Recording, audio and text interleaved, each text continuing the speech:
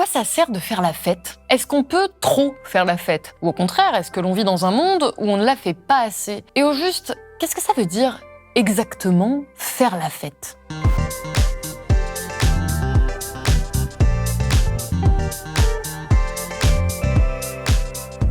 Ces questions, on se les pose peu dans des émissions journalistiques. On se demande bien plus souvent quels sont les dégâts provoqués par ces événements. On en traite beaucoup les aspects négatifs. Pourtant, la fête est un immense sujet de société. Et c'est une thématique éminemment politique qui mérite que l'on s'interroge et que l'on s'informe à son propos. Moi, je trouve la fête de la musique absolument détestable, même quand il n'y a pas de violence. Pourquoi la fête fait-elle si peur ? Est-elle un moment suspendu, libérateur, hors du monde, ou au contraire un miroir grossissant des inégalités et des hiérarchies qui structurent déjà nos vies ? Plus intimement, pourquoi avons-nous besoin de faire la fête ? Vous qui nous regardez, qu'est-ce qui vous pousse réellement à faire la fête ? Qu'est-ce que vous allez y chercher ? Enfin, comment faire la fête autrement ? Voire même, comment la fête peut-elle devenir un outil politique de premier plan au service d'une lutte précise ?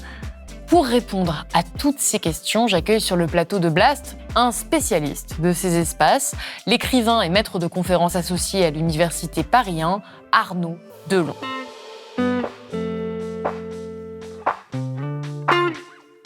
Arnaud Delon, bonjour. Bonjour.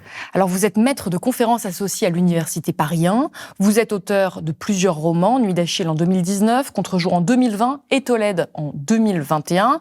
Vous êtes également critique d'art et vous organisez le développement de tiers-lieux culturels en France. Vous avez aussi programmé le PAM Festival, un festival d'idées dédié aux tiers-lieux culturels. Et vous avez publié ce livre au tout début de l'année 2025, Boum Boum, politique du dance floor, aux éditions Divergence, et vous ouvrez le livre avec cette phrase. La fête, si elle est autre que célébration d'une puissance collective, n'est que pure mascarade. Quel est le pouvoir de la fête et pourquoi avoir choisi de vous intéresser à sa dimension politique ? Cette phrase que vous citez, la fête, si elle n'est autre que célébration d'une puissance collective, n'est que pure mascarade, c'est un graffiti que j'ai trouvé sur les toilettes à la station Gare des Mines en 2017. J'avais pris une photo. Et puis elle dormait là, dans mon portable. La fête, pour moi, c'était un moment de rupture. C'est un moment, 2012, Manchester, où, sur une première rave party, d'un coup, un monde entier s'est ouvert à moi. Un monde de sensations, un monde avec un autre pacte social, et on aura le temps potentiellement d'y revenir. Vous aviez quel âge à ce moment-là ? J'avais 21, 22. Okay. Et d'un coup, c'est vraiment un monde qui s'ouvre à moi. Je suis ensuite arrivé à Paris. Tout de suite, j'ai voulu travailler dans un lieu avec des briques rouges, comme Manchester, que j'avais connu avant. Et j'ai travaillé à la station Gare des Mines pendant 5 ans. Et c'est là que j'ai, entre autres lieux, comme la Péripade, Fawa, le Wonder, plein de lieux qui prenaient forme dans les franges de la petite couronne parisienne. J'ai abordé la fête, j'ai plongé dans la fête et c'est devenu une pratique pour moi intensive. Jusqu'au jour où, en 2019, je me suis cassé le tendon d'Achille en faisant la fête, que j'ai recassé 6 mois plus tard en retournant faire trop vite la fête. Et ça a été un moment, juste avant le Covid, avec le confinement, ça a été un moment d'immobilisation et donc d'éloignement de cette pratique de la fête qui était, pour moi, hyper importante. Et en fait, pendant ces 2 ans très éloignés de la fête, j'ai tenté de me poser et d'essayer de comprendre ce pourquoi irrépressible, ce besoin de fête qui courait en moi. Pourquoi j'y retournais tous les vendredis ? Pourquoi j'y retournais tous les samedis ? Pourquoi j'étais fatigué le lundi ? Qu'est-ce qui m'habitait dans cette fête ? Est-ce que c'était seulement la joie des rencontres, de l'impromptu, la musique forte ? Est-ce que c'était une somme de composantes que je venais chercher ? Ou est-ce que c'était quelque chose de plus profond que ça ? Comme la connaissance ou l'expérience sensible d'impact social alternatif. Et je me suis rappelé justement cette phrase que j'avais trouvée sur les toilettes de la station Gare des Mines, la fête, si elle n'est autre que célébration d'une puissance collective, n'est que pure mascarade. Et en fait, ce graffiti, qui est anonyme et qui est peut-être recouvert depuis, j'ai l'impression qu'il y a tout dedans quand on veut aborder la fête comme espace politique, avec notamment ce mot, mascarade. Mascarade, c'est toute l'ambivalence de la fête. Mascarade, c'est l'autre nom du carnaval, des masques, de l'inversion momentanée des valeurs, des conventions sociales. Et la mascarade, c'est le carnaval, c'est la scénarisation dans un espace-temps borné, donc il y a une fin qui est déjà programmée, c'est l'inversion des normes. Les rois deviennent des valets, les valets deviennent des rois. c'est un espèce de chaos social, en tout cas selon le pouvoir, et c'est la scénarisation de regarder la déviance à laquelle amènerait cette inversion trop pérenne des normes. Et finalement, le carnaval, c'est une rupture dans le quotidien, mais ça vient programmer un retour à l'ordre établi. Comme si le corps social avait fait l'expérience lui-même de « waouh, regardez à quel point ça serait le bordel si on continuait là ». Et dans cette dynamique carnavalesque, moi, ce qui m'intéresse, c'est comment la fête, finalement, comme carnaval, elle est au service de l'ordre établi. C'est une soupape sociale, c'est quelque chose qui vient régénérer le collectif à un moment donné, mais qui ne produit rien au-delà de son temps. On va y venir un peu plus, hein. C'est vraiment une analyse politique de la fête qui est assez poussée.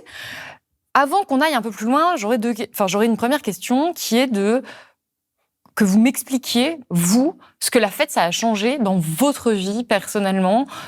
Pourquoi est-ce que vous avez cette réponse à ce que vous cherchiez, en tout cas à votre question de pourquoi vous aimez autant la fête? Dans quelle mesure ça a pu être structurant dans votre existence? Je dirais que la fête a été pour moi un espace de déconstruction et ou de désapprentissage. Quand j'ai dit tout à l'heure, la fête, c'est un monde qui s'est ouvert à moi, ça a été un monde de possibles. Et derrière ce monde de possibles qui s'ouvre, il y a aussi tous les mondes construits, socialement construits, culturellement construits, qui s'effondrent. Qui s'effondrent comme des fictions, comme des fantasmes, comme des constructions sociales. Moi, ce qui a changé, cette première fête à Manchester, ça a été à la fois une rupture intime, dans le sens où jusqu'alors, dans une perspective hétéronormée, dans une perspective patriarcale, dans la construction sociale et de mon corps lui-même qui était le mien, mon corps ne dansait pas. Je ne dansais pas. Pour moi, j'étais quelqu'un de très rigide, équipe de rugby, etc. Je ne dansais pas. Je pense que la première transformation, c'était ça. C'était un corps qui, d'un coup, se connecte aux autres, se dit « Ah, je sais faire ça, je peux danser. » Mon corps a d'autres fonctions que celle de rester rigide, que celle de mimer cette rigidité masculine ou virile. Ce corps, il peut bouger, il peut se connecter aux autres. J'ai des hanches qui se cassent, j'ai des chevilles qui se brisent, j'ai des gestes que je peux lancer toute la nuit dans l'espace. Et à travers cette danse, ça a été vraiment la découverte d'un corps qui est vulnérable, qui peut être affecté par les autres, qui peut affecter d'autres. Donc ça, c'était une première rupture, mais au niveau très intime. Il y a eu ensuite la découverte d'autres genres, d'autres sexualités, d'autres identités floues, mouvantes, ductiles, qui ne faisaient absolument pas partie de mon imaginaire, ni de mes désirs à ce moment-là, et qui a pu me montrer également que cette construction sociale, c'était une réduction de mes imaginaires, et que c'était 22 ans de réduction d'imaginaire. Et où d'un coup, waouh, je vois toutes ces personnes, je vois ces personnes qui m'accueillent en leur sein, dans ces espaces communautaires, et je me rends compte qu'il y a là une vie que je ne connaissais pas, à laquelle j'ai envie d'appartenir. Et puis, il y a eu aussi comme transformation, plutôt à l'injonction de l'intime et du collectif cette fois. Je parle beaucoup de pacte social, mais la découverte d'autres géométries sociales, d'autres manières de se rapporter aux autres, de manières de se rapporter aux autres qui sont pas forcément langagières, qui peuvent être gestuelles, infralangagières, poétiques. Je parle aussi dans le livre de hacker le capitalisme relationnel, de se dire je connecte avec des personnes de manière intransitive, sans que ces personnes puissent demain me servir à quelque chose d'autre, au-delà de l'espace-temps de la fête. On est dans la célébration d'un pur présent, et on revient à la célébration du graffiti que j'ai trouvé, de cette puissance collective. On est dans un espace-temps où des individus, entre elles et eux, célèbrent le seul fait d'être à plusieurs. Et Georges Simmel, sociologue, parlait de la sociabilité comme le degré zéro de l'expérience démocratique, être ensemble pour aucune autre raison que d'être ensemble. Et à mon sens, c'est aussi ce que je trouve dans la fête. Justement, on va y venir un peu à cette définition de la fête, puisque là, vous avez commencé à évoquer plusieurs aspects de ce qu'est pour vous la fête. Premièrement, le fait de faire tomber les normes, mais aussi le fait de danser. Donc j'aimerais, avant qu'on aille plus loin, qu'on donne une définition de quoi on parle en fait. Quand on parle de faire la fête, est-ce que ça implique forcément de danser? Est-ce que ça implique forcément de s'alcooliser, de prendre des drogues? Parce que c'est aussi très présent dans les anecdotes, les histoires que vous racontez dans le livre. Et puis c'est aussi cette représentation qu'on en a. Quand on dit fête, beaucoup de gens pensent à cette forme d'ivresse. Donc, comment est-ce qu'on définit ce qu'est la fête? Je passe toute l'introduction à dire que je vais pas définir la fête parce que il y a beaucoup de spécialistes qui travaillent à cet endroit, des sociologues, des anthropologues, des philosophes, des musicologues. Il y a même apparemment une discipline qui s'appelle l'éorthologie, qui est une analyse, une herméneutique de la fête. Il y a des gens qui travaillent que sur la fête. Il y a des gens qui travaillent que sur la fête, la chance. Et du coup, je me dis, ces personnes l'ont fait beaucoup mieux que moi, poser une définition. En revanche, moi, ce qui m'intéresse, c'est d'abord la fête comme espace-temps. D'abord la fête comme espace-temps, et ensuite je déconstruirai. Comme espace-temps, qui est un espace-temps de l'altérité, de la rencontre avec autre que soi, de sortie d'une endogamie sociale ou de groupes sociaux auxquels on est confronté dans le quotidien, de rencontres, d'inopinés, de surprises, d'impromptus. Et donc ce côté de rupture qu'on trouve dans le carnaval, c'est quelque chose qui m'intéresse beaucoup dans la fête. Et mais au-delà, ce qui vient m'intéresser, et dans le livre, justement, c'est comment on ne regarde pas la fête que comme un espace-temps. Pas seulement une territorialité, le club, l'appartement, la fête familiale, pas selon une temporalité, 22h, 6h du matin si on est un club, mais potentiellement comment on regarde la fête plutôt comme un pacte social, un pacte sensible, ou je le dis autrement, une grammaire, une manière de se rapporter au monde, un ethos. Et ce qui vient m'intéresser, c'est justement comment on dépasse cette dynamique carnavalesque. Comment c'est pas on expérimente ce pacte sensible et social dans l'espace-temps de la fête et ensuite on revient à un autre pacte social qui est celui du jour, de la rationalité productiviste, etc. Mais plutôt comment, ayant fait l'expérience sensible, individuelle et collective de cet ethos, de cette grammaire festive, comment on peut l'amener dans le jour. Comment elle vient transformer, comment finalement la fête devient performative dans notre manière collective d'aborder le jour. Vous écrivez dans votre livre, en évoquant l'écrivain Roger Caillois, la fête de Caillois coïncide avec le moment où les prohibitions tombent de la même manière que les règles de la vie sociale. La fête est l'avènement du sacré dans le monde profane et en même temps un sacrilège, un sacré de la transgression, une violation rituelle des règles qui doivent être respectées dans le cours de la vie ordinaire. L'excès de la fête est la condition de son efficacité magique. Elle exerce une fonction régénératrice par sa périodicité. Dans sa forme pleine, la fête doit être définie comme le paroxysme de la société qu'elle purifie et qu'elle renouvelle à la fois. Elle apparaît comme le phénomène total qui manifeste la gloire de la collectivité et le retrempe dans son être. La fête aurait donc un rôle social de premier plan. Et donc, après tout ce qu'on vient de dire, et puis cette citation, la question que je me pose, c'est est-ce que la fête, au contraire, permet de maintenir l'ordre social ?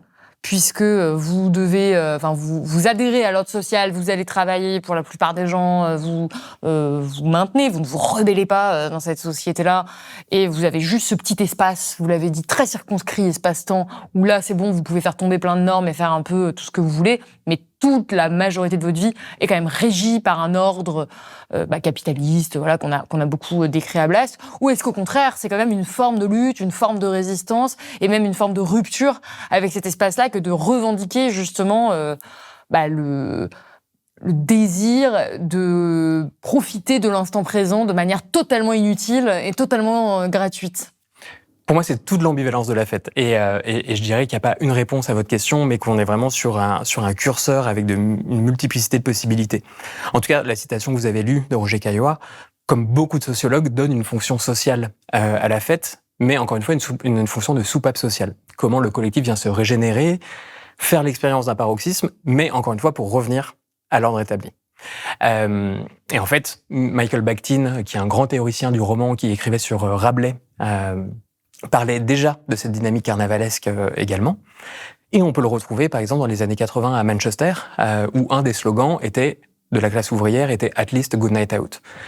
Je suis aliéné par le travail toute la semaine, la répétition des gestes, la répétition des machines, la fatigue qui s'accumule, l'aliénation par le capital, l'aliénation par mon patron, le contremaître, etc. Mais le vendredi, au moins, une bonne soirée. Mais vous avez commencé par ça, par dire « moi je fais la fête le vendredi et le samedi ». C'est-à-dire qu'on fait tous la fête, pour la plupart d'entre nous, au même moment, quoi. C'est vraiment le truc qu'on attend, et pour certains et certaines, c'est le seul truc qu'on attend de toute la semaine qui vaille le coup. C'est ce fameux week-end où on peut faire la fête. Alors moi j'avais fait aussi le jeudi et le dimanche. Bon, okay.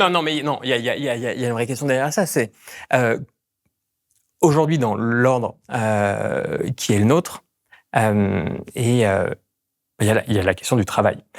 Et la fête, elle impacte à certains endroits. Vous disiez, vous êtes fatigué le lundi. Exactement. La fête, c'est une dépense improductive. On pourrait y revenir, mais en tout cas, c'est une dépense. On se dépense, on perd de l'énergie. On perd peut-être une énergie qu'on a en trop. Peut-être qu'on sape une énergie qu'on ne donne pas au travail, mais dans un contexte socio-économique dans lequel on doit à la fois travailler juste pour survivre et avoir les éléments matériels pour continuer sa vie. être impacté autant par la fête comporte à danger. Et c'est encore là un autre paradoxe. Florian Guettet, qui signe la postface du livre, c'est son hypothèse. Il nous dit, dans un autre livre qui s'appelle « Tout à danser s'épuise », ou « À trop danser s'épuise », il nous dit, et en partant des analyses du philosophe Georges Bataille et de la part maudite, que chaque personne a en trop une énergie excédentaire. Et que cette énergie excédentaire, c'est d'ailleurs la base du capitalisme, puisqu'on va prendre cette énergie pour en faire quelque chose dans un ordre productiviste. Il nous dit, dans la fête, finalement, cette part maudite, cette énergie excédentaire, on vient la dépenser et on vient la soustraire au capitalisme. On vient priver la machine productive de nos forces supplémentaires, de nos forces de travail. Et il a cette hypothèse que le geste collectif de la fête, c'est aussi une manière de soustraire nos forces à la grande machine du capital, et finalement presque une résistance clandestine, en sourdine, par rapport à ça. La limite qu'on peut voir à ça, il y en a deux. La première, c'est qu'il y a des personnes qui sont déjà épuisées et qui n'ont pas de force excédentaire. Et la deuxième, c'est ouvrir cette hypothèse, c'est peut-être un peu trop dangereux, parce que justement, sur cette ambivalence de la fête, tout le monde alors pourrait se dire, en dansant toute la nuit et en tapant du pied sur de la musique à 140 BPM, je suis un militant, je suis en train de résister à l'ordre capitaliste. Et pour moi, c'est une fiction qui peut être dangereuse. Donc comment on distingue la fête qui finalement prolonge le système capitaliste, les systèmes productivistes, les systèmes d'oppression, de la fête qui serait justement une fête un peu plus militante. On y reviendra, on le détaillera plus sur toutes les fêtes officiellement, entre guillemets, militantes qui ont existé. Parce que je voudrais peut-être développer cet aspect-là, qui est que vous expliquez à quel point le capitalisme a accaparé la fête, a pris possession de ces espaces de fête, et qu'il y a des logiques aussi d'oppression qui se répètent dans ces endroits-là, que ne serait-ce que l'infrastructure, par exemple, de la boîte de nuit, où il faut être sélectionné pour rentrer sur des critères quand même un peu discutables, c'est quand même vraiment un prolongement de notre système-là. Donc comment on fait cette distinction entre ces espaces et ceux qui seraient plus militants? Ma réponse, et j'ai brodé là-dessus, mais c'est peut-être revenir à ce que j'appelle un en-deçà du discours. À des espaces qui, justement, par rapport à ce que je disais avant, ne se proclament pas d'office comme politiques, mais le travail à l'oblique à un autre endroit, et notamment au niveau organisationnel. Pour revenir à votre question, moi je ferais, alors sans être binaire à ce point-là, mais pour moi, il y a deux types de fêtes. Il y a les fêtes in et les fêtes off. Les fêtes in, c'est les fêtes qui, sous un couvert de transgression, donc de jeu avec les normes, avec les conventions sociales, etc., vont finalement reproduire la dynamique carnavalesque dont on parlait au départ. Et finalement, confirmer l'ordre établi, sous un couvert de clandestinité, de jeux, d'enfance retrouvée, d'illégalité aussi parfois. Et ça, on peut le retrouver autant dans une espèce de variation, déclinaison autour des rave parties des années 90, qui aujourd'hui, dans les années 2010, 2020, à Paris et en Île-de-France, et à Londres et à Manchester, prennent une forme qui s'appelle celle des warehouse parties. Donc là, on est vraiment sur les mêmes typologies de bâtiments que les soirées techno de Détroit, Manchester, ou des raves anglaises de Leeds, Manchester, etc. Et où on va venir danser dans ce qui est devenu un décor, seulement un décor, donc des grandes voûtes industrielles, la majesté des entrepôts vides qui résonnent au son de sound system toute la nuit, mais où d'un coup, on reprend des éléments de décor d'une histoire des musiques électroniques qui sont quand même une histoire militante, essentiellement politique, née des communautés racisées, de communautés noires, de communautés LGBTQIA+, née de lutte, et qu'on retrouve aujourd'hui complètement aseptisée ou dépolitisée, en tout cas esthétisée.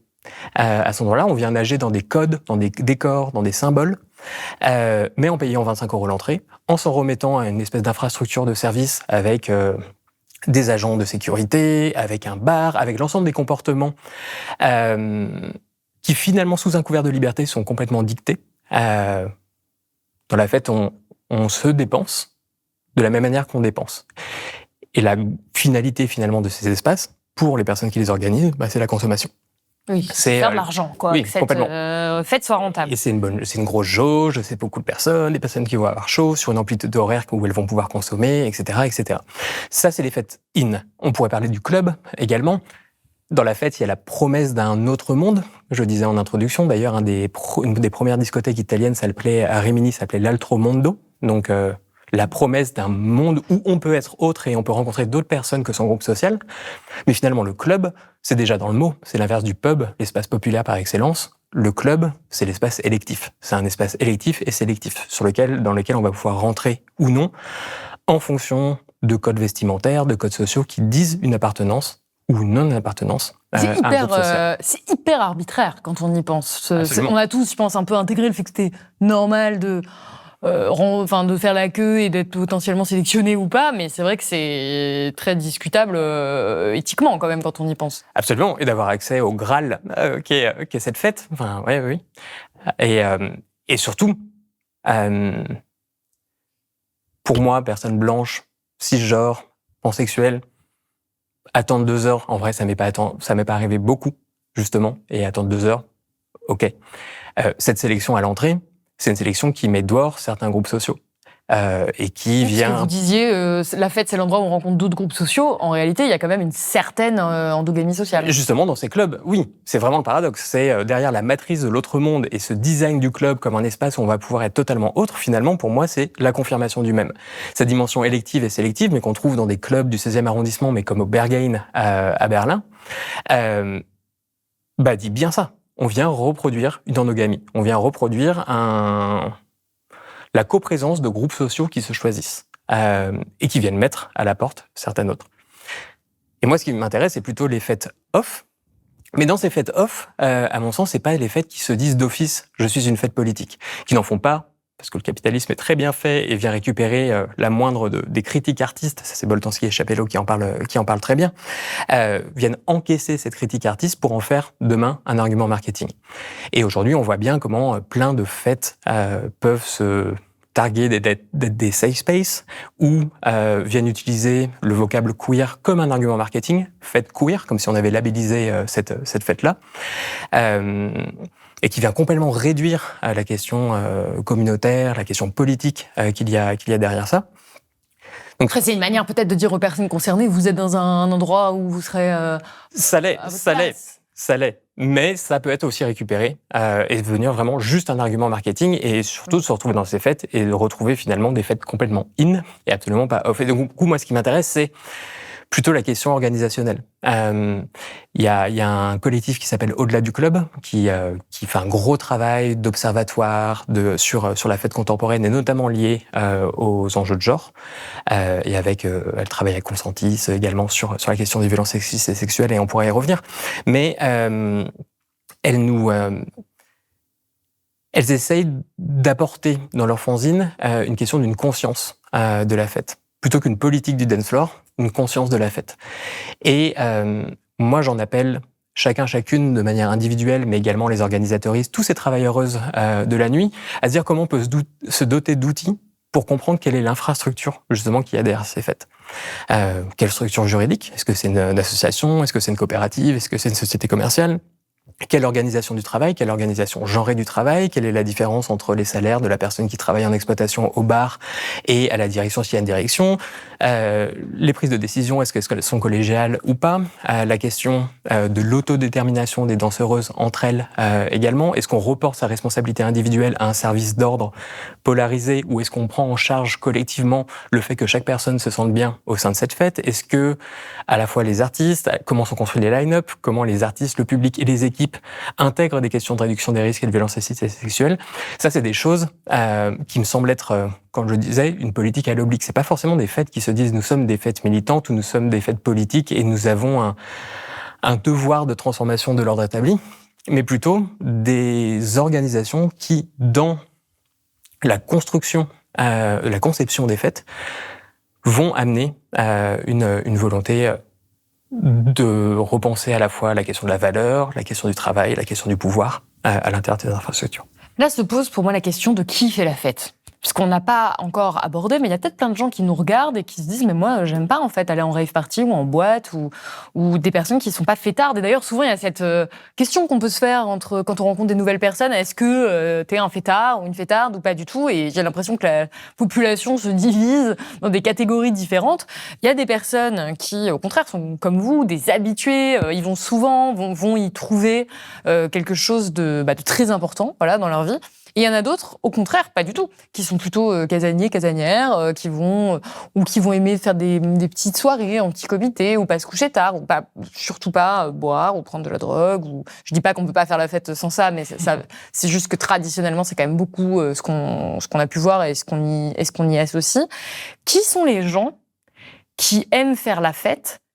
Et est-ce qu'il n'y a pas un risque dans le modèle que vous décrivez de justement se retrouver un peu avec ce que je dirais de manière extrêmement caricaturale, mais des blancs bobos qui vont dire voilà, nous on fait nos petits espaces militants, mais que finalement ça n'arrive pas jusqu'aux personnes, je sais pas, des classes les plus populaires par exemple. Alors là, il y a 2 questions en une, je pense, mais la première, moi dans le livre, je parle d'une fête.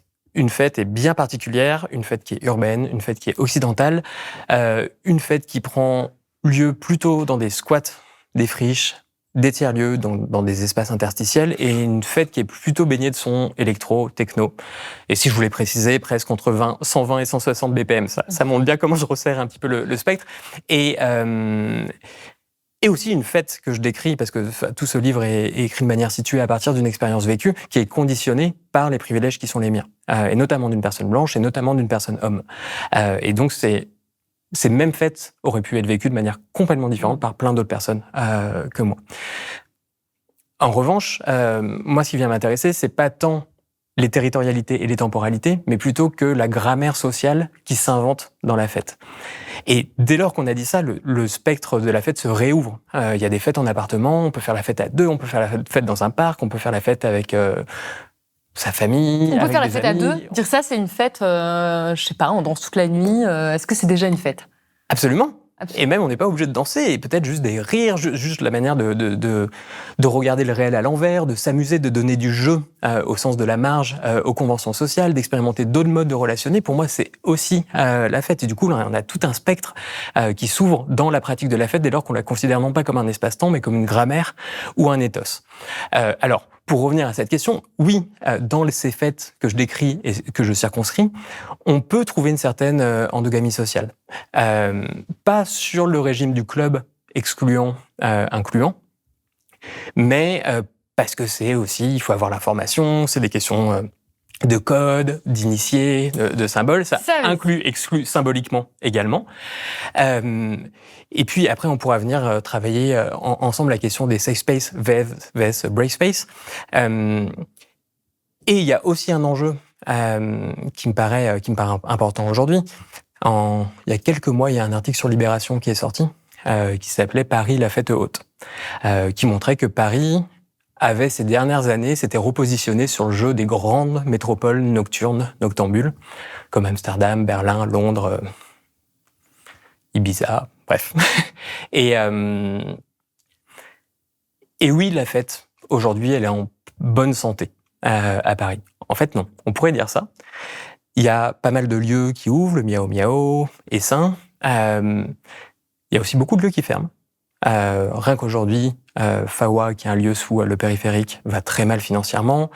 La Flèche d'Or va très mal financièrement. Il y a un autre lieu de nuit dont j'ai oublié, l'International, qui a fermé également. Nous, le Sample, on va pas très bien forcément non plus au niveau économique et au niveau de l'accès aux bâtiments par la suite. Donc, ça va pas si bien que ça.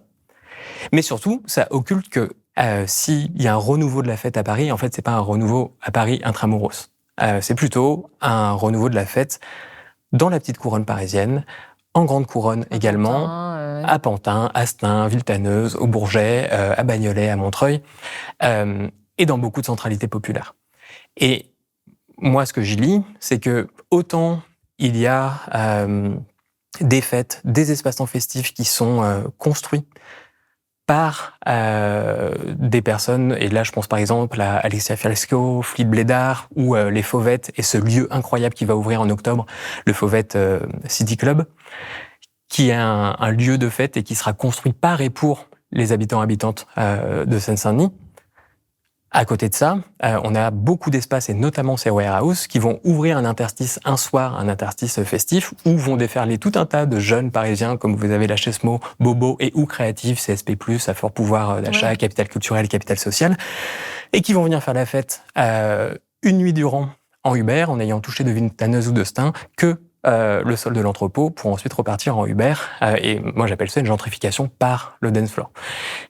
Et c'est à la fois une gentrification au sens vraiment urbain, parce que dès lors que des promoteurs, des aménageurs, des politiques publiques intègrent, de la même manière qu'ils ont intégré la culture, intègrent la fête comme un levier d'aménagement du territoire, sur le logiciel un petit peu de la ville créative de Richard Florida. Mettez des artistes, ils feront venir des créatifs, les créatifs feront venir des startups, les startups feront venir des entrepreneureuses et des investisseurs, et en fait, demain, ça s'appelle de la gentrification. Mais j'y vois aussi une gentrification symbolique. Longtemps, moi, j'ai romantisé le fait de rentrer le lundi matin en after, encore tout chargé de mon énergie festive, avec mes amis, à rire, à jouer justement ce jeu de masques, à voir le soleil se lever. Vous dites que c'est aussi une manière de renouer avec son enfant. Ouais. Enfin, de notre enfant intérieur, quoi. Ouais. L'enfant qu'on a pu être, le faire la fête sans parole ni jugement, avec une espèce de désinhibition totale, et que c'est ça aussi qu'on a du mal à laisser partir quand on part d'une fête. Et je trouvais ça magnifique, ce moment où on est enfant, et je pourrais y revenir. On a justement joué ce jeu de rupture et de continuité, dans le sens où on a rompu avec la territorialité de la fête. On n'est plus dans le club, on est dans le RER et on rentre dans un appartement, on rentre chez soi dormir. Et on a rompu avec cette fête qui serait circonscrite à son caractère nocturne. Là, la fête, elle est dans le jour, elle existe dans le jour. Et moi, c'est ces points de suture, de basculement qui m'intéressent beaucoup. En revanche, il y a qui dans ce RER à 6h du matin? Il y a des personnes de Seine-Saint-Denis qui viennent travailler à Paris à 5h du matin. Ces personnes, c'est des personnes précarisées pour la plupart, racisées pour la plupart. Et j'ai compris sur le tard comment cette image que moi je romantisais était en fait un conglomérat, une synthèse de violence symbolique assez énorme de ces jeunes créatifs blancs venant faire la fête et renvoyant cette différence sociale assez énorme aux personnes en face. J'aimerais qu'on passe à la question de la sécurité. Vous avez commencé à l'évoquer tout à l'heure, et c'est quand même un gros sujet en fait pour énormément de personnes, que ce soit dans les fêtes in ou out, ou tous ces aspects qu'on a évoqués, que ce soit des fêtes traditionnelles, que ce soit très encadré ou pas, il y a toujours cette question de la sécurité, évidemment notamment pour les minorités de manière générale, les femmes bien sûr. Vous donnez ces chiffres, 60% des femmes ont été victimes de harcèlement ou d'agression sexuelle lors d'une fête, et 57% d'entre elles ne se sentent pas en sécurité seules. Vous reprenez cette formule de l'artiste Rag, « La nuit n'est que le miroir du jour ». Est-ce qu'on peut faire la fête vraiment si on n'est pas en sécurité, si on ne se sent pas en sécurité? Et comment est-ce qu'on sait qu'on est en sécurité? Et là, j'apporte même une expérience de femme en dehors de la journaliste. Moi, c'est une question qui m'a beaucoup traversée en sortant. On n'a pas la même expérience. On est toujours à se demander... Est-ce que je peux vraiment boire de cette manière, me laisser aller de cette manière, rentrer à 7h dans ce territoire? Parce qu'il y a quand même cette espèce d'ombre qui plane, qui est celle de l'agression potentielle, et on sait qu'il y en a énormément dans ces espaces festifs. Absolument. Et les chiffres que vous avez donnés sont des chiffres de l'association Consentis, qui fait un grand travail aujourd'hui et depuis juste avant le Covid, d'objectivation en fait de ce ressenti que vous avez partagé, et qui est le ressenti de plein et de toutes les personnes femmes et issues de minorités de genre. Et les chiffres à la fois sont pas surprenants. Moi, je trouve qu'ils sont même pas si élevés. Et en même temps, qui montrent vraiment une immense, une réalité. Et... Je m'attendais à ce que ce soit plus, honnêtement. Oui. Bon, après, il y a sans doute aussi à prendre en compte les biais, les biais habituels. Mais ça, c'est une question ultra importante. D'autant plus que, comme je disais, j'ai mis longtemps, et notamment au contact de personnes femmes ou issues de minorités de genre, de comprendre que je partageais pas le même vécu, de comprendre que moi, mon expérience d'homme cisgenre n'était pas du tout la même trajectoire dans la fête sur cette question et cette notion du danger. Ça a été presque un impensé de ma part pendant des années et des années de fête. Moi, je travaille dans le livre La Fête comme un monde qui est traversé par le monde, et j'essaye de regarder les inflexions sociales et politiques qui ont pu amener des grandes lames de fond sociétales, autant les attentats de 2014, autant le Covid, qui a amené aussi des inflexions dans la manière de faire la fête, mais c'est surtout MeToo et la prise de conscience qui a pu suivre, qui est venu recomposer les imaginaires genrés du dance floor.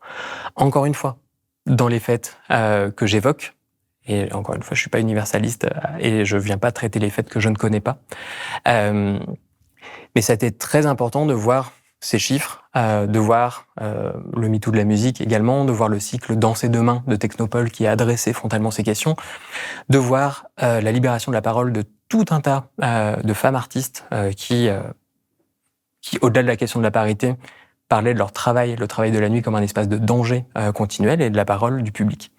Et encore une fois, cette croyance du club comme un autre monde, un monde qui serait complètement libéré des rapports de domination du dehors et des violences systémiques du dehors, c'est clairement une fiction. La fête, c'est un monde qui est traversé par le monde, et la fête, c'est un monde qui reproduit les mêmes systèmes de domination qu'au dehors. D'autant plus qu'on on a quand même une somme de composantes qui viennent potentiellement faire de la fête un espace encore plus dangereux. L'obscurité, qui est quand même dans l'imaginaire collectif également une expression du danger, des choses qu'on voit moins, des choses à lesquelles on est moins attentif. Vous avez parlé de drogue, vous avez parlé d'alcool. Clairement, ça, c'est des choses qui peuvent provoquer des comportements encore pires. Et donc, bien sûr que c'est un espace de danger. Le fait qu'on puisse pas forcément parler, le son est trop fort, donc les questions de consentement, elles s'adressent encore autrement à cet endroit-là. Donc, pour moi, la fête, ça a toutes les composantes du pire en termes de danger et de ce qu'on évoque ensemble. Oui, c'est vrai que c'est quand même, encore une fois, ça m'a frappé, et la question est totalement adressée dans le livre, mais en lisant votre description de la fête, le ressenti que vous y voyez, pour moi, il y a une question presque de survie aussi pour beaucoup de gens. C'est une manière de survivre à ce monde que de pouvoir avoir ces espaces-là. C'est existentiel, voilà, pour énormément de personnes. Et vous décrivez le fait de retrouver son enfant, d'être complètement lâché et tout ça. Et bon, là, c'est vraiment, encore une fois, une intervention assez personnelle, mais moi, j'ai du mal à imaginer être dans ce degré de lâcher-prise, entouré d'hommes que je ne connais pas dans l'obscurité. Ça ne veut pas dire que j'aime pas faire la fête, ça ne veut pas dire qu'on peut pas quand même y trouver beaucoup de plaisir, mais ce degré-là d'abandon total de soi, je trouve qu'il est difficile dans les conditions, effectivement, que vous venez tout juste d'évoquer. Absolument. Absolument. Et ce qui devient intéressant, c'est la tentative de réponse d'espace-temps festif à ce constat. Il y a eu, après le Covid, une prise de conscience, et on a parlé de ces chiffres, mais une prise de conscience assez généralisée, qu'il fallait agir sur la fête à cet endroit-là. Et ça passe par tout un tas de questions, à la fois à l'endroit de la programmation, comment je programme, qui je programme, comment je me pose les bonnes questions de pouvoir derrière mes enjeux de programmation, de formation des équipes, avec des associations comme Consentis, Act Right, mais il y en a d'autres, sur comment je recueille la parole d'une victime, quel est le process pour accueillir cette parole, comment je viens pas dénier une parole qui m'est confiée, comment mon service de sécurité est en capacité d'intervenir et de faire en sorte que ça se passe plus, comment on fait en sorte également, parce que là on parle du public, mais comment on fait en sorte d'anticiper et qu'il n'y ait pas de violence qui viennent de la part des équipes, également des travailleurs, travailleuses de la nuit, parce que ça peut exister, et des artistes également. Et comment on répond si on a un doute sur quelque chose qu'aurait fait un ou une artiste, comment on répond, comment l'équipe est en capacité collective d'adresser une réponse rapidement à cet endroit-là pour protéger le public, les artistes et l'équipe. Bon, c'est des questions qui sont adressées dans l'ensemble des territorialités dont j'ai pu parler et que j'évoque dans le livre. Et puis après, il y a la question également de qu'est-ce que MeToo et la prise de conscience post-MeToo a pu amener chez les danseurs, danseuses. Et j'ai pu remarquer dans un certain nombre de lieux des espèces de reset ou de partage différenciés du dance floor. Avec notamment des personnes femmes, des personnes issues des minorités de genre s'approprier la fosse et se dire en fait c'est notre endroit et il y a pas c'est pas une fatalité que ce soit vous les mecs d'1m80 1m90 qui empêchez de voir le premier rang, qui disent aussi mais en fait finalement votre corps vous homme, c'est à la fois une prise physique de l'espace, votre mètre 80, les gestes que vous lancez dans le vide autour de vous, etc. Mais c'est aussi une place symbolique. Moi, j'ai pas envie de m'approcher d'un danger potentiel à cet endroit-là. Et donc, il y a eu à la fois une volonté de la part d'un certain nombre de danseurs, danseuses, de réappropriation du dance floor, de la fosse, et aussi la prise de conscience de certaines personnes, hommes, cisgenres notamment, de la place qu'ils prenaient avant sur le dance floor, avec des gens qui viennent danser en périphérie, maintenant, dance floor, en laissant de la place, etc. Et ça, je l'ai pas mal observé. D'accord. Dans pas mal de lieux. Des danses aussi qui changent, qui sont plus forcément martiales, en ligne, articulées vers le DJ, vers une espèce d'autorité, mais plutôt qui viennent recomposer des duos, des trios, des rondes, presque des danses folkloriques à plein d'endroits. J'ai revécu mes festos bretons au sample récemment sur des danses en groupe, qui remettent du groupe et du collectif dans la danse. Et en même temps, je vous dis ça, et là, depuis quelques semaines, mois, les médias, musique électronique et techno, couvrent un phénomène émergent, les gormities, et donc c'est les go-muscus, des hommes cisgenres, très musclés, qui sortent de la muscu, beaucoup affiliés à des mouvements d'extrême droite, et qui se réapproprient dans des festivals électro, etc., le dance floor, les premiers rangs, en scandant à la fois une masculinité, une virilité exacerbée, et des idées qui sont complètement inverses à tout le mouvement techno. Donc c'est un espace vraiment extrêmement politique. Je pense qu'on revient quand même un peu au thème du livre principal, qui est que faire la fête, c'est toujours politique, qu'on le veuille ou non, parce qu'on s'inscrit dans des espaces, parce qu'on s'inscrit dans des temporalités, des milieux sociaux, dans des endroits de consommation. Donc on n'est pas extrait de la société quand bien même on le voudrait. Mais si je résume un petit peu, on peut essayer de faire en sorte que ce soit le plus juste, le plus agréable, le plus éthique possible, et que ce soit aussi des lieux de réinvention, que ce soit aussi des lieux de créativité, d'expression de soi, voilà, tout ce qui est finalement en rupture aussi avec le système productiviste. Et là, on arrive un peu à la fin de l'entretien, on va pouvoir parler de la dimension purement politique au sens traditionnel du terme, de la fête, parce que la fête est aussi un outil de résistance et a été utilisé comme tel tout au long de l'histoire des mouvements politiques. Je vais lire un petit extrait de votre livre qui en parle. La fête peut se faire le creuset de l'énergie des luttes, un terreau insurrectionnel par et depuis la joie. En 1991, en Grande-Bretagne, naît le mouvement Reclaim the Streets, fondé par l'organisation Earth First, autour de la défense de l'idée de propriété communautaire de l'espace public, et notamment un mouvement de résistance opposé à la voiture comme mode de transport dominant. Mobilisant action directe, blocage de voies de circulation, réclamation de rues et organisation de fêtes sauvages sur l'espace public, les activistes libèrent momentanément la rue de la présence de la voiture et ouvrent à des nouveaux imaginaires. Banquets spontanés, jam sessions, concerts et jeux d'enfants sont au cœur du mouvement dont les actions culminent en 1996 sur un pan de l'autoroute surélevée M41 à Shepherd's Bush à Londres, avec une procession festive au son de nombreux sound systems où, cachés sous les grandes robes à armature de circassiens montés sur des échasses, des militants armés de marteaux-piqueurs pilonnent le tarmac et plantent sur la voie des arbustes. En Allemagne, le mouvement de désobéissance civile Ende Gelände, désolé pour mon allemand, visant à la justice climatique et alertant sur les effets de l'extraction du charbon, est passé maître dans l'art d'orchestrer les mouvements de foule et de plusieurs milliers d'activistes par la coordination de cortèges autonomes et le partage d'un répertoire de gestes et mimes pour déclencher rapidement leur action. Des questions partagées par les soulèvements de la Terre, notamment au village de l'Eau à La Rochelle en juillet 2024. Une idée émerge, 5 groupes affinitaires se constituent et évoluent chacun à la suite d'une enceinte embarquée sur le dos d'une personne dans un porte-bébé, chaque cortège au son d'un style musical différent, musique classique, pop-rock, techno.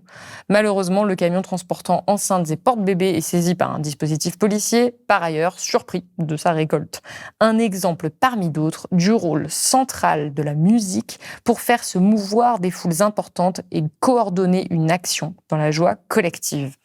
Je voulais lire cet extrait parce que c'est encore plus long évidemment dans le livre, mais parce que vous donnez des exemples très concrets de là, voilà, c'est une utilisation de la fête à des fins politiques revendiquées. C'est même pas genre on crée un espace alternatif, c'est vraiment non, on va utiliser ça pour obtenir quelque chose là maintenant de politique. Est-ce que c'est la vocation de la fête finalement à la fin de devenir politique ? Qu'on la politise ou non, elle est essentiellement politique. Et c'était votre conclusion juste avant de lire ça. Alors de devenir militante peut-être. En tout cas, moi, c'est ce qui m'a intéressé. Je me suis beaucoup demandé cette année si c'était une bonne idée que de publier un livre sur la fête.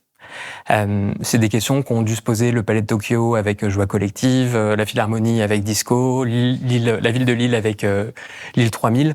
Il y a tout un tas d'institutions culturelles qui, cette année, ont mis au centre des débats la question de la fête. Et on pourrait se dire, mais c'est vraiment à contresens de l'époque qui est la nôtre.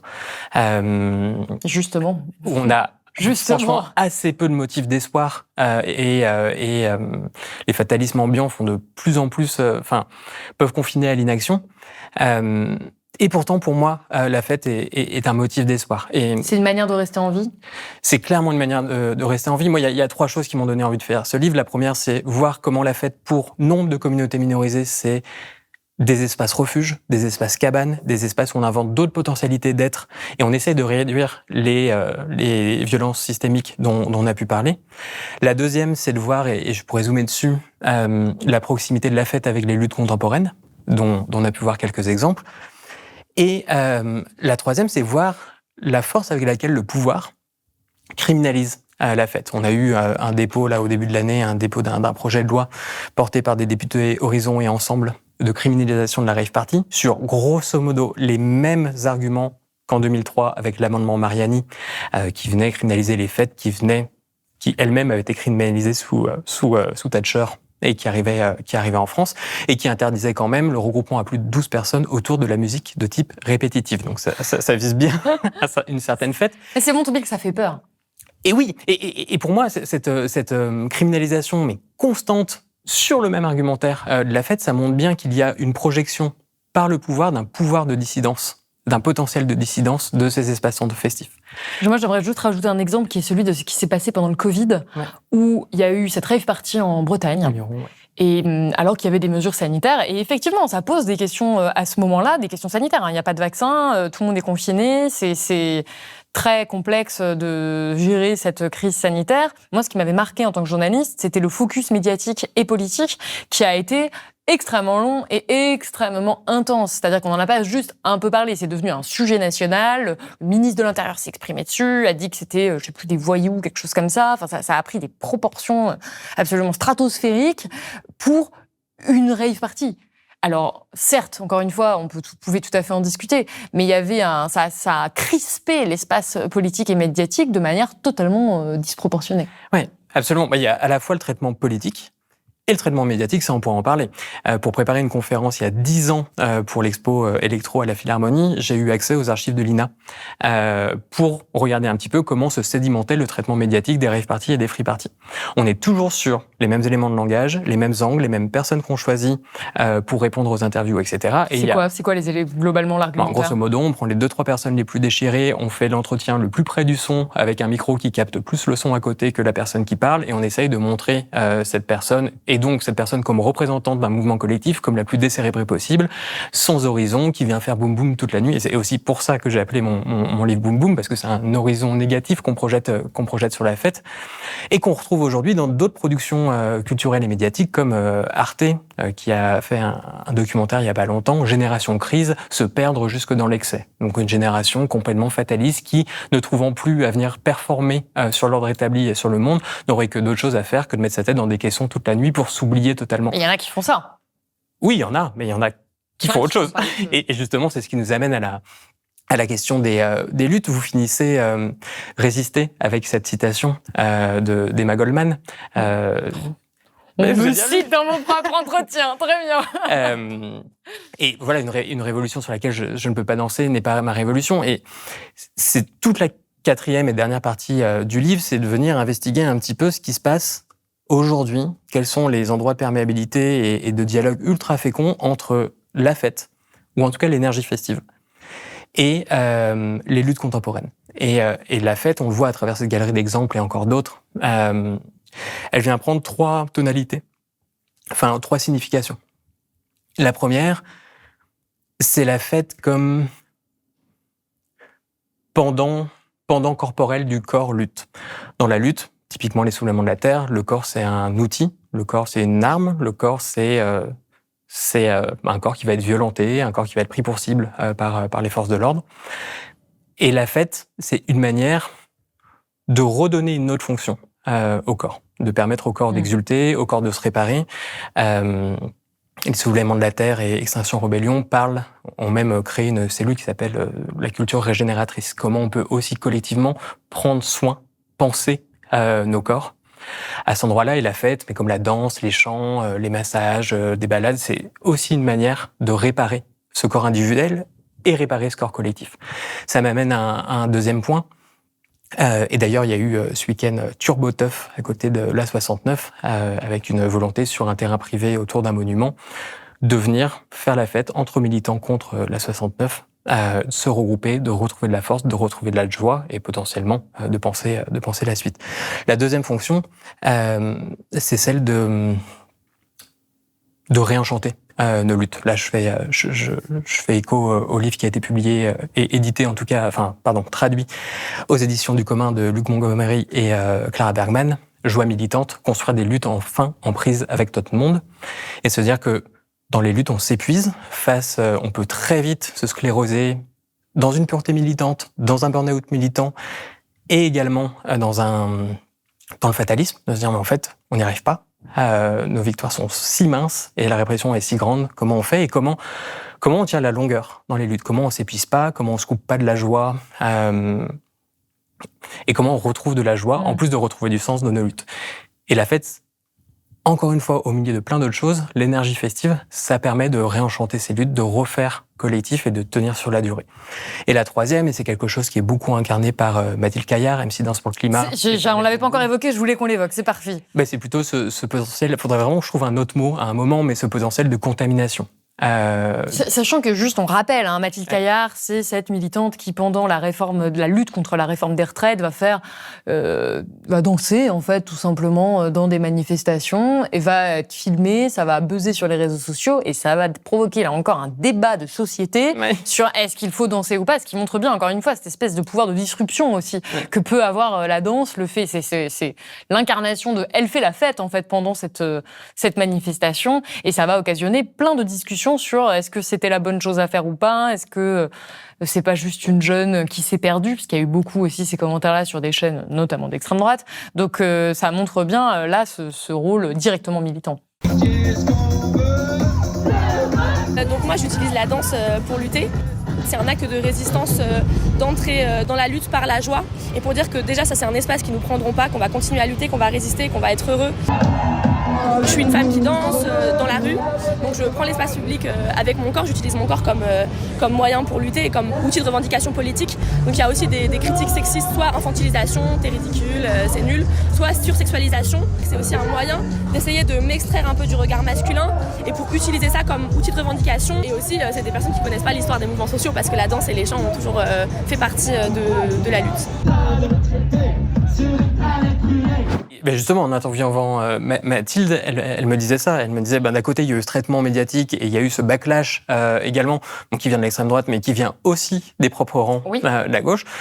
Comme en lui disant, mais en fait, tu es en train de rendre notre lutte complètement ludique, de faire le clown, et ça décrédibilise la lutte, là où l'intuition qui est la sienne et qu'elle a glissée lors de cet entretien, c'est que, justement, cette force festive, cette énergie, ça peut venir rallier plein d'autres personnes, des personnes qui sont pas forcément encore politisées, qui sont pas forcément encore militantes et qui là d'un coup se disent parce que c'est un biais peut-être plus affectif, sensible, peut-être plus accessible également pour moi, peut-être c'est mon premier pas vers l'engagement, mon premier pas vers la lutte. Donc c'est une porte d'entrée. C'est clairement une porte d'entrée. Et il y a un mot que m'a glissé une personne des soulèvements de la terre lors de la préparation du livre qui me disait mais qu'est-ce que ça donnerait à un peuple qui déborde par la joie? On déborde souvent par la colère, face à l'absurde, par la rage.